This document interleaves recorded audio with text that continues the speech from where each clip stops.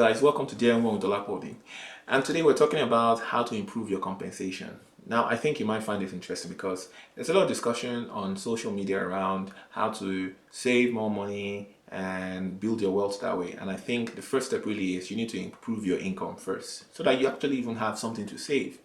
You're a young professional, you're probably working at your first or second job, and it's probably not the highest paying job at the moment. So how much do you save when you've spent all your expenses and there's nothing really left? How do you save? So the first step is you need to improve your income. So how do you improve your income? Well, there are three ways. Number one is you either go and get a new job, or you get a promotion on your current job, or you add a side hustle and augment your income that way. Now, these are three ways that which you can improve your income, but how exactly do you go about doing this? Well, that's what I've got for you today. So stay tuned.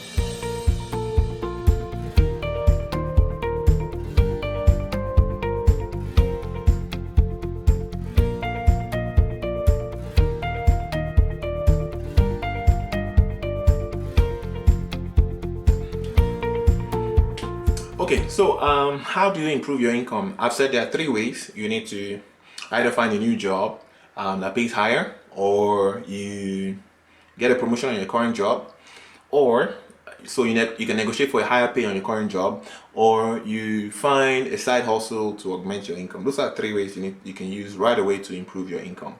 But the actual mechanics of doing this is a lot more complicated than often a lot of people think. For instance, let's start about how do you ensure that you get promoted on your current job. First of all, there's stuff you must have been doing, and then there's stuff you need to do right away. So stuff you must have been doing. Number one, you must have been someone who has continued to improve on the job. Someone who has continued to spend effort to actually become very good at what you do, so that it's easy for you to have a track record of successes on the job. You must have been writing your qualification exams. Whatever professional exams you need to write in that particular job, you must have been writing them. So that you actually have been passing and you have been rising, so you actually have stuff you can point to as well. Another thing that I think you need to have been doing as well too is that you need to ensure that you have been scoring pretty well in your performance appraisal as well.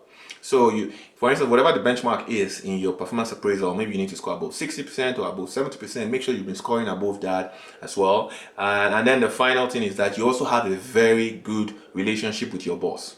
Now, if you've been doing those four, it then becomes easier for you to then do the number 5 step, which is to then go and negotiate for a higher salary.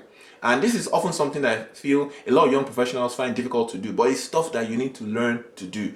And so let me show you how you can do that. Who has negotiated for a raise on his job several times?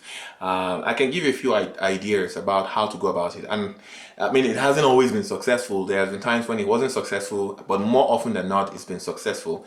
And I think the factor that has really helped was the steps that I had been taking before then. So I actually had a lot of ammunition with which to come forward and say, oh, I have this qualification now. I've really improved on my job, and my appraisals show that I've been very good. And then I'm also aware of the fact that a lot of my peers in the industry are no longer paid on this level. So you need to have your facts, and that's why I said it starts with what you've been doing before, and then you need to then take certain steps. So it's not often a very easy meeting, but this is how I'd recommend you go about it. You need to find a good time where you can have that discussion with your boss.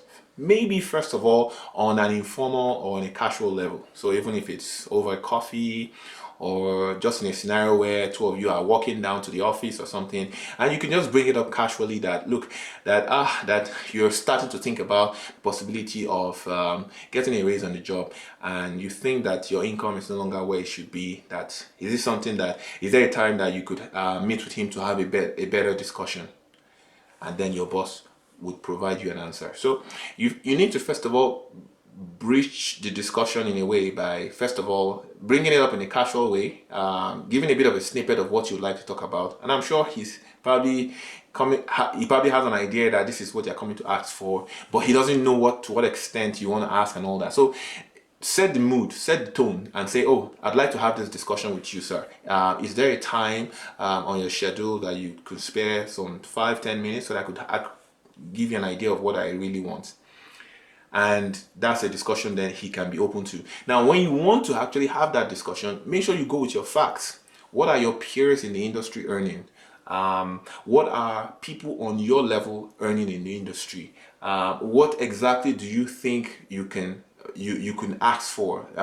Because for instance, at the time when I was earning a certain level of salary as a research analyst, I was aware that a lot of analysts in the industry were earning maybe like twice what I was earning, and I had a discussion with my boss. I got all their figures and I told him, this is the firm, this is my peer in that industry, in that firm, and this is what he's earning. And I gave him about 5 different names and I said, look, you can feel free to contact HR and ask them to contact these companies as well and get more information. But I am so sure that I am the least earner in this category of people in this industry, among my peers at this level, at this time. So I came with data, I came with facts, and I got that raise. But you need to have data.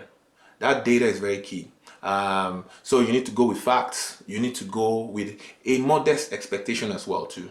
Now you see, once you've shown how valuable your work is as well, it's important, it's very easy to bring those successes up and say, oh, and I think over the last few months, we've been very successful in achieving this, that, and my contribution to the team has also grown significantly, and I feel that I'm also going to be able to use the new income to, improve my lifestyle, ensure that I'm also able to keep on pushing for more qualifications in this career that I've chosen. So I would like to ask for a 5 to 10% or a 10 to 15% or a 20 to 25% raise on my current income, and I believe it's something that the firm can do for someone at my level. Be specific. So go and ask for a new raise. So go and ask for a raise and be specific what you want, and you'll be surprised, you may actually get it. And if you don't get it, then you need to take the second step, which is start looking for a job that pays you higher. Now that means you need to look in the industry and look for where you can actually get a job suited to the one you're currently doing, and which they'll be willing to pay higher for what you do. Now, oftentimes, there are times when I tell people that even if you can't negotiate for a new pay and you're someone that finds it difficult to have those kind of meetings, looking for a new job and getting an offer that is higher than what you're currently earning is often an opportunity to then come back and negotiate with your current employer that this is what I've gotten outside and this is what they're willing to pay. If you're willing to match it, I love my job here, I'm happy to stay. But if not, I definitely have an offer from outside which I'll take. Again, this is a bit dicey, so let's be very careful here. Some employers do not like the fact that you have taken an offer outside whilst you're working with them, and so what that means for them is that you're not loyal, you're not to be trusted, blah blah blah. And some take it a lot personal, and they get upset and all that. Now, so you want to ensure that you understand your boss first of all. You know the kind of person he is, or how your office will typically react to stuff like that. There are offices where you resign and they start publishing press release that this person is no longer an employee or of our organization. Please do not have any communication, blah blah blah, with him, because they just take things a lot more personal. There are companies that recognize that, oh, you are looking for a better opportunity and they couldn't provide it for you, but they enjoyed while you were here, blah blah blah. So again, understand the kind of organization you work for when you want to do that. So the moment you've taken an offer outside, make up your mind that you are actually going to take that offer. Because if you decide to stay, then anything that happens, if they decide to actually pay you up to the level of the offer you got outside or not, there's nothing you can do. I've seen scenarios both here in Canada and in Nigeria where people have rejected an offer they got elsewhere to stay in their job, and their job decided no longer to match the offer they got from outside. It can be a really disappointing or depressing scenario, and now you're stuck because you've said no to the other job and your office that promised to match the offer is no longer matching the offer. So you do want to be careful. Understand the organization, understand your boss, understand where you work and how they would react in such a scenario. So that's why oftentimes I tell people, the moment you have decided to take an external job, just go.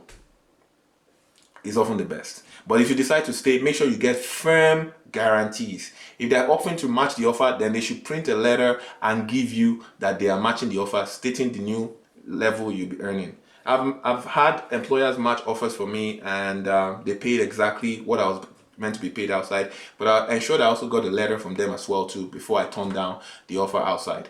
I've had verbal offers and all sorts. So you need to ensure that you get that step right. If you decide to then do the third option, which is to get a side hustle, that's also pretty interesting. And I think there are a couple of things there that you now need to understand if you decide to combine a side hustle with your job. Look, you work 8 to 4, 8 to 5. What do you do with your 5 till 9 p.m. or 10 p.m.?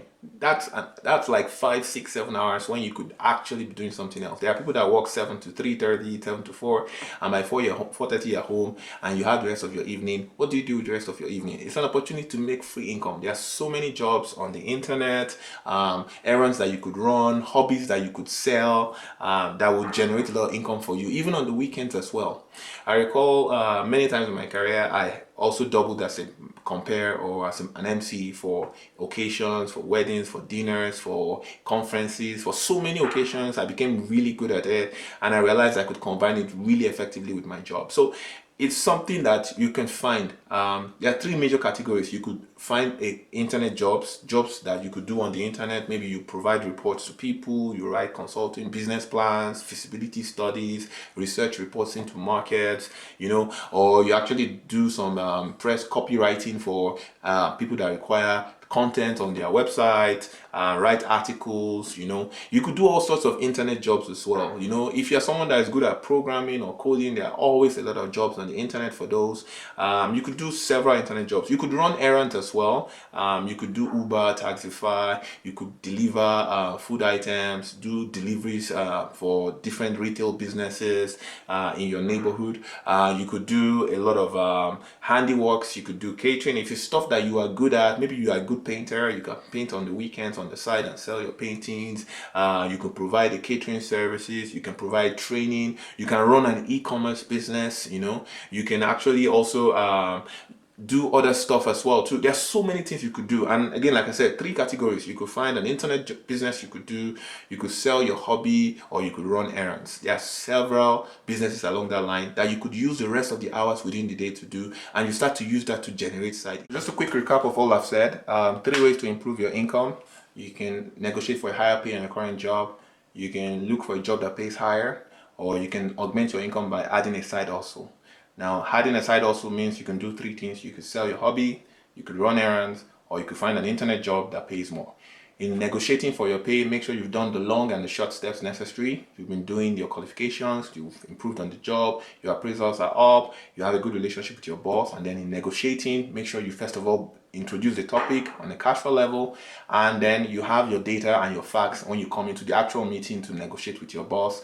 And then in looking for a job that pays higher, you need to keep doing interviews, and the moment you decide to take an offer outside, it's often always better to take the offer rather than try to negotiate and stay on the current job. Your job may decide to either pay or not pay that offer later on if they feel you don't match up to the performance to generate that or to receive that payment. So take these steps, and I'm sure you can improve your income as a young professional.